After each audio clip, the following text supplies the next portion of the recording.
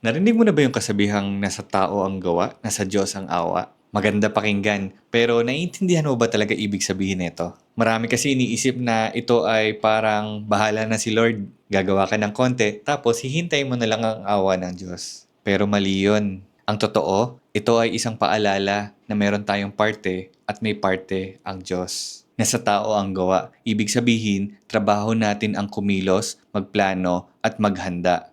Ito ang mga bagay na kontrolado natin. Kaya tayo ang gagawa nito. Ito ang parte natin. Nasa Diyos ang awa. Siya nagbibigay ng mga bagay na hindi natin kontrolado. Tulad ng timing, opportunity, mga taong makakasalubong natin at mga resulta. Halimbawa, gusto mo magtrabaho, hindi pwedeng magdadasal ka lang at wala kang ipapasang resume. Magdadasal ka, oo.